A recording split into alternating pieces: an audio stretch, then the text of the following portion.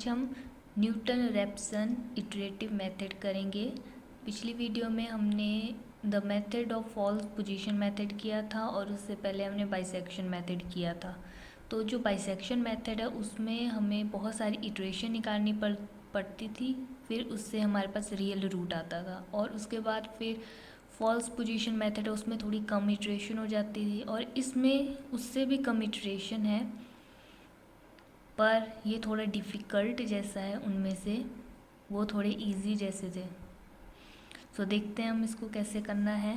तो पहले हमारे पास इसका प्रोसीजर आता है जो आपने बुक से कर लेना है। अगर कुछ समझ नहीं आएगा तो आपने मेरे से टेलीग्राम पे पूछ लेना है। तो उस प्रोसीजर से हमें ये फॉर्मूला मिलता है जिससे हमने रियल रूट निकालना है क्वेश्चन का। फिर जनरल फार्मूला है, ये भी आपको पता होना चाहिए क्योंकि ये भी कंपलसरी सेक्शन में पूछ लिया जाता है 2 नंबर के लिए। फिर उसके बाद हमारे पास ऑर्डर ऑफ कन्वर्जेंस आती है। ऑर्डर ऑफ कन्वर्जेंस भी कई बार पूछ ली जाती है पेपर में इन सभी मेथड्स की, पर कुछ मेथड की ऑर्डर ऑफ कन्वर्जेंस बहुत बड़ी बड़ी हैं तो आप उनको स्किप कर सकते हैं क्योंकि उनसे ज़्यादा इम्पोर्टेंट क्वेश्चन है। तो अगर आपसे हो जाता है ऑर्डर ऑफ कन्वर्जेंस तो आप कर लेना, अगर नहीं होते हैं तो आप 2 मेथड हैं छोटे छोटे, उनकी ऑर्डर ऑफ कन्वर्जेंस हैं, जैसे बाइसेक्शन मेथड हो गया और इसके बाद एक और मेथड आएगा न्यूटन-रैप्सन मेथड के बाद, उसका ऑर्डर ऑफ कन्वर्जेंस आप कर सकते हैं और इसका आप स्किप कर सकते हैं। और इसमें इम्पॉर्टेंट बात ये पता होनी चाहिए कि ये जो है ये सेकेंड ऑर्डर कन्वर्जेंट है। फिर हमारे पास इसके एडवांटेजेस आते हैं जो आपने पढ़ लेने हैं बुक से, क्योंकि ये आ जाएगा आपको समझ, इसमें ज़्यादा समझाने वाली बात है नहीं। तो हम डायरेक्ट क्वेश्चन पे आते हैं। ये हमारे पास क्वेश्चन है कि find the real root of equation, ये क्वेश्चन दी हुई है, correct to 4 decimal places using Newton Raphson method. तो इसको सॉल्यूशन में सबसे पहले हम लिखेंगे कि द गिवन इक्वेशन इज, जो इक्वेशन दी होनी, फिर लेट एफ एक्स, इक्वेशन लिख दी, फिर एफ ऑफ 1 निकाला हमने, फिर एफ ऑफ 2 निकाला।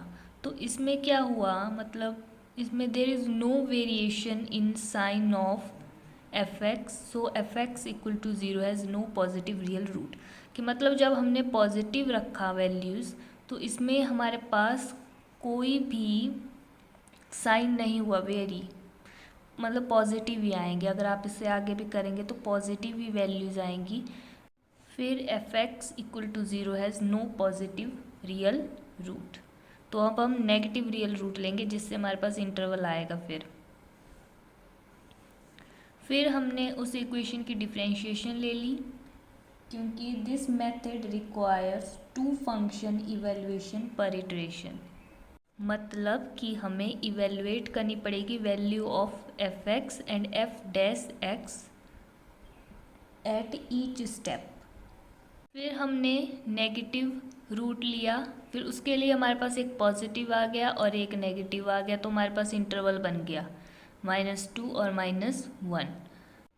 फिर एफ ऑफ -1 जो है वो 0 के क्या है, नज़दीक है, और एफ ऑफ -2 क्या है, नज़दीक नहीं है। सो हमने इनिशियल अप्रॉक्सीमेशन क्या ली, x0 -1।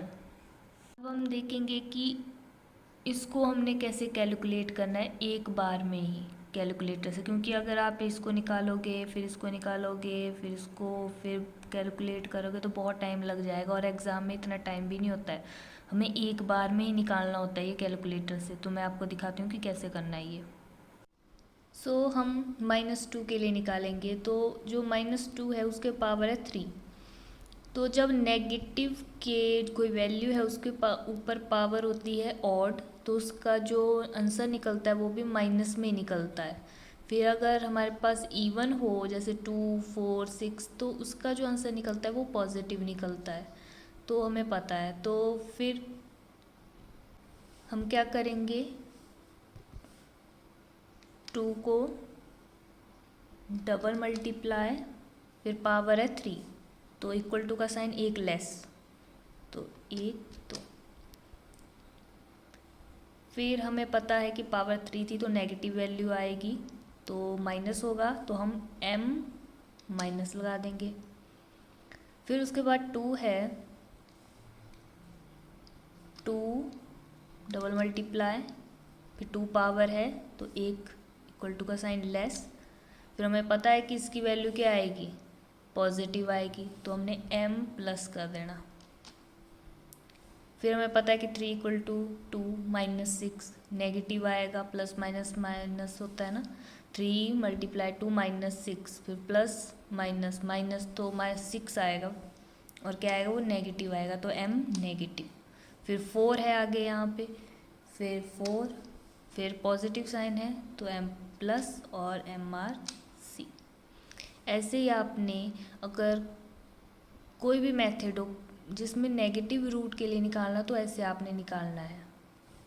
फिर हमने इटरेशन 1 निकालनी, the first approximation to the root is given by x1 निकालना। x0 हमने लिया है -1 और f(x0) जो हमारे पास fx की वैल्यू थी उसमें हमने x की जगह x0 लिखना है और ये इक्वेशन आएगी, और f(x0) ये वाली, और यहाँ पे x की जगह x0 लिखा।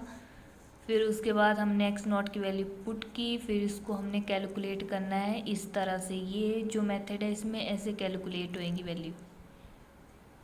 पिछले मेथड थे उसमें तो हम एक बार में निकाल देते थे, पर इसमें अगर हम एक बार में निकालेंगे तो वो गलत आएगा। हमें इसी तरह से स्टेप बाय स्टेप करना पड़ेगा, इसमें ज़्यादा स्टेप हैं, और अगर थोड़ी सी मिस्टेक होती है तो ये फिर मेथड पूरा ही गलत हो जाता है, फिर आंसर आएगा ही नहीं और आप रुक गए फिर करते करते ही।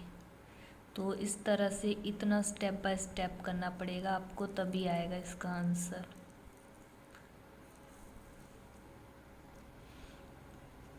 x2 के लिए देख लीजिए, इस तरह से पहले आपको क्यूब का निकालना, फिर स्क्वायर का निकालो, फिर इसको करो, फिर इसको, फिर इन दोनों को, फिर इन दोनों को, फिर ये जो है ये भी आपने कैलकुलेटर से निकालना है, फिर आएगा ये, फिर इसको निकालना कैलकुलेटर से, फिर आएगा ये, फिर करने ये स्टेप बाय स्टेप। इतना करो, उसका निकालो, फिर ये, फिर ऐसे ऐसे ऐसे करके हमारे पास इस तरह से आएगा। इतना आपको लिखना पड़ेगा तभी आएगी वैल्यू। फिर इटरेशन 3 आप इस तरह से करके देखना। जब आप ना खुद करोगे तब आपको ज़्यादा अच्छी तरह से क्लियर होगा, आपको समझ आ जाएगा कि इतना इतना लेना पड़ेगा हमें अगर ये मेथड करना है। देख सकते हैं आप कि इतना इतना हमें लेने पड़ रही हैं इसके डेसिमल के बाद।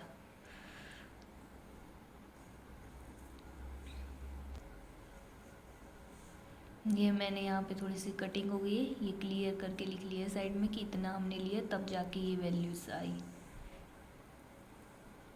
फिर इटरेशन 4 देखो आप, इतना आपको करना पड़ेगा तब जाके होगा ये क्वेश्चन। फिर हमारे पास थर्ड और फोर्थ इटरेशन में आ जाएगी हमारे पास वैल्यू सेम, इधर और इधर। फिर हमारे पास रियल रूट निकलेगा।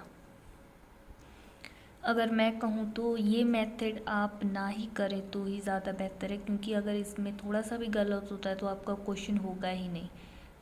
और जो पिछले मेथड उनमें इटरेशन ज़्यादा है, पर उनसे जो है करेक्ट आंसर निकलने के चांसेस बहुत ही ज़्यादा हैं। ज़्यादा प्रैक्टिस करेंगे उतना ही वो इजीली निकल जाएंगे, फिर वो थोड़ा फास्ट होता है। जितना आप प्रैक्टिस करेंगे कैलकुलेटर पे उतनी जल्दी ही वो क्वेश्चन होगा।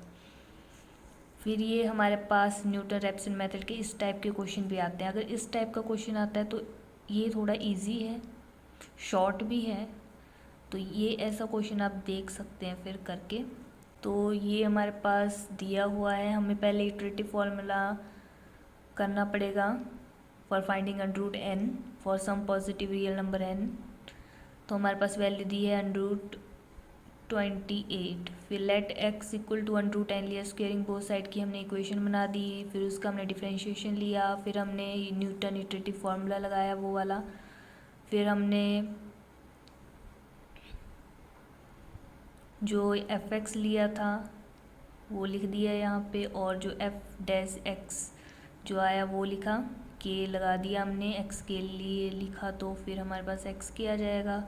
फिर हमने इसको इस तरह से लिखा, फिर हमारे पास इटरेटिव फॉर्मूला आ जाएगा। फिर हमने जो n है वो यहाँ पे लिख देना है, ठीक है। अंडर रूट जो n था ये वाला 28 हमारे पास n हुआ, तो हमने यहाँ पे n की जगह 28 लिखना है, कुछ इस तरह से। फिर अंडर रूट 28, उसका अंडर रूट तो निकलेगा नहीं, तो 25 हमने अप्रॉक्स लिया, फिर उसका आया 5, फिर हमने इनिशियल अप्रॉक्सीमेशन एक्स नॉट के आगे हमारे पास 5 आ गई। फिर फार्मूला लगाया ये वाला, एक्स के की जगह एक्स नॉट, और फिर हमने जस्ट वैल्यूज पुट की और निकल जाएगा। सेकंड अप्रॉक्सीमेशन x2 के लिए हमने x1 लिखना, फिर ये निकल जाएगा। फिर x3 के लिए हमने ऐसे लिखना, फिर ये निकल जाएगा, और हमारे पास सेकंड या थर्ड इटरेशन में हमारे पास रियल रूट आ जाएगा। और वैसे ही हमारे पास n12 का भी वैसे ही सेम टू सेम।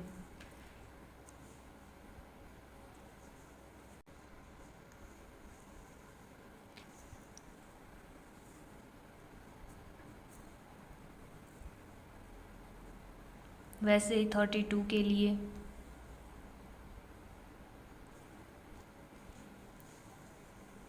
और फिर हमारा ये क्वेश्चन के रियल रूट्स आ जाते हैं। फिर ये इसके इम्पॉर्टेंट क्वेश्चन हैं, इनको आप प्रैक्टिस कर लेना, जो पिछले पेपर्स में आए हैं।